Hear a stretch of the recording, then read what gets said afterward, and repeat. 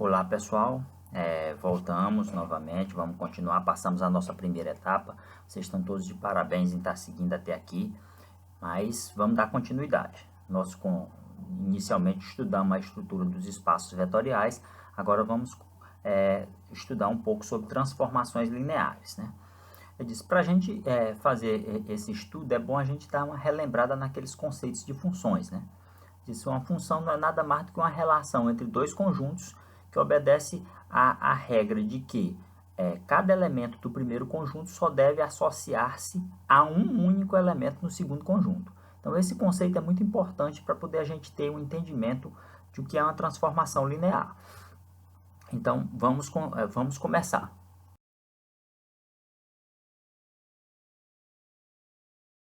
O que é uma transformação linear? Vamos imaginar, pessoal, que a gente tenha uma função em que o conjunto do domínio e o conjunto do contradomínio, ao invés de serem valores numéricos, conjuntos numéricos, sejam vetores, ou seja, sejam espaços vetoriais, que obedeçam todas aquelas características que a gente já estudou. Ou seja, em outras palavras, o que é que vai acontecer? Nós vamos ter tanto a variável dependente quanto a variável independente sendo vetores. Então, nosso estudo vai se basear em cima disso. Nós vamos estudar uma função em que o domínio e o contradomínio são vetores, né? Essas funções são as funções vetoriais, né? No nosso caso aqui, nós vamos estudar as funções vetoriais lineares, que nós vamos denominar de transformações lineares. Então, as transformações lineares são feitas a partir de funções vetoriais lineares. Essas funções a gente vai chamar de transformações lineares. Mas como é que isso funciona? Vamos aqui. Vamos dizer que você tem uma função t, que seja, e ela é uma transformação do espaço vetorial v para o espaço vetorial w. Então, como é que isso vai acontecer? Essa função t, ela vai ter uma relação de v para w, tá? De v em w.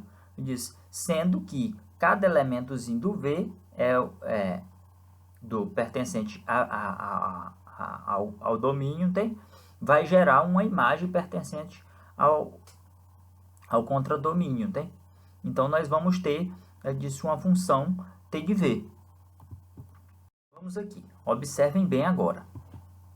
Então, na nossa definição, se eu tenho, sejam v e w espaços vetoriais, uma aplicação t de v em w é chamada transformação linear de v em w se obedecer dois aspectos. Primeiro aspecto, pessoal, eu tenho que ter que t de u mais v tem que ser igual a t de u mais t de v. E o segundo aspecto, vocês se lembram que lá nos espaços vetoriais a gente estudava a adição e a multiplicação? O segundo aspecto tem a ver com a multiplicação por um escalar. T de u, v, tem que ser igual, aliás, t de alfa u tem que ser igual a alfa t de u, né? Ou seja, se eu tiver nessas funções obedecendo a adição e depois a multiplicação, eu digo que essa função ela é uma transformação linear entre esses espaços vetoriais. Viu? Lembrando que esse alfa tem que ser um real e que u e v são vetores quaisquer. Então, vamos aqui, ó. Seja um t de R2 em R3, definido por t de xy igual a 3x menos 2y, x menos y. Então, observem que eu tenho uma função do espaço R2, né? Ou seja, um vetor do plano, com coordenadas x e y, e vai transformar para um vetor do espaço de R3, x, y, z. Isso. Ou seja, eu tenho um espaço do plano para um espaço tridimensional. Então, a partir dessa função. Então, observem que está aí a função. Então, nós vamos primeiramente mostrar que t é uma transformação linear. E o que é que a gente precisa para mostrar que t é uma transformação linear? Mostrar aqueles dois aspectos. Que t de u mais v é igual a t de u mais t de v. E Depois eu quero saber qual é o vetor correspondente se eu tiver um vetor 2 e 1. Então, simples assim. Então, vamos lá, vamos começar.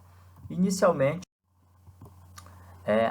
no item A, a gente vai ter que mostrar que é uma transformação linear. E como eu já falei, a gente precisa mostrar que t de u mais v é igual a t de u mais t de v.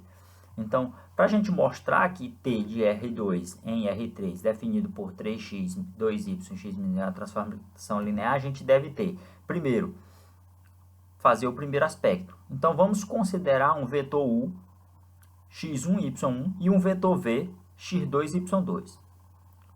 Do R2 qualquer, né? Então, sendo assim, o que é que a gente tem? Que u mais v é quem? Se eu pegar o u e somar com v é x1 mais x2, y1 mais y2, né?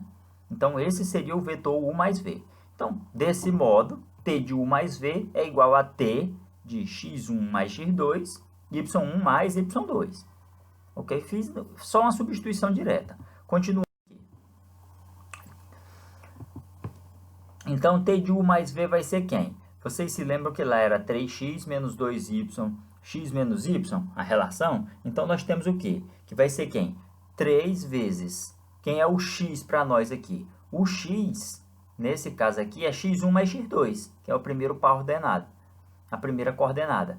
E o y é y1 mais y2. Então, vai ficar 3x, então 3x1 mais x2, menos 2y1 mais y2, que corresponde ao nosso y, o x, x1 mais x2, menos y1 mais y2. Tá? Continuando, isso aqui vai ficar 3x1 mais 3x2, aí menos 2y2, menos 2y1 menos 2y2, x1 mais x2, menos y1 menos y2. Organizando isso aqui, se você pegar as partes de x1, tudo que tem 1, ó, 3x1 menos 2, menos o x1 menos y1, olha o que é que a gente tem, organizando. Vai ficar assim, ó, 3x1 menos 2y1, x1 menos y2, mais 3x2, 2y2, menos 2y2, x2 menos y2. Observe que isso aqui é aquela mesma composição anterior. Então, quem é isso? Isso aqui é t de u, que o u é x1 e y1. E quem é esse aqui? É o t de v. Então, nós temos que t de u mais v é igual a t de u mais t de v. Então, a primeira condição foi satisfeita. Qual é a segunda condição? É que eu mostrar o produto, né? Que t de alfa u tem que ser igual a alfa t de u. Então, vamos lá. Então, do mesmo modo, vou pegar um alfa pertencente aos reais, qualquer, e um vetor u qualquer pertencente a R2. Então, sendo assim, t de alfa 1 tem que ser igual a quem? O alfa vai multiplicar x1 e y1, né? Então, substituindo lá na nossa função, ó, vai ficar 3, o nosso x é alfa x1, menos 2, o nosso y é alfa y1, aí x, que é alfa x1, menos o y, que é alfa y1. Organizando, se eu colocar o alfa lá para fora, vai ficar alfa 3x1 menos 2y1, x1 menos y1. Quem é isso aqui? Isso aqui é t de u, né? Então, t de alfa u é igual a alfa t de u. Então, está mostrado que isso aqui, de fato, é uma transformação linear. Por quê? Porque obedece o aspecto 1, que é a adição, e obedece a segunda condição, que é a multiplicação por escalar. Então, é uma transformação linear. Vamos para o item B. O que é que diz o item B? Determine o W pertencente a R3 correspondente ao vetor U, 2 e 1. Isso aqui é elementar. Se eu já tenho uma transformação linear, basta eu substituir. Lembre-se que aqui, esse U, aqui é X e aqui é Y.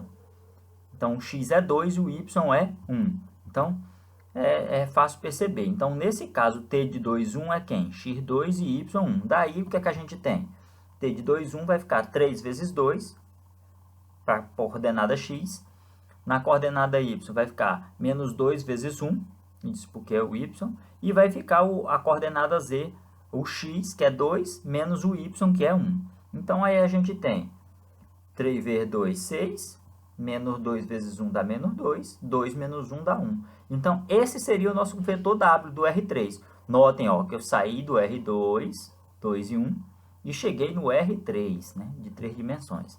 ok? Então, pessoal, o conceito de transformação linear está aí para vocês. Agora nós vamos passar mais uma atividade para vocês. Vocês respondam, tem? Eu disse, postem o material para a gente. Eu disse, nas próximas aulas nós vamos estar mostrando a primeira nota aí do primeiro bimestre, a nota 1 da disciplina.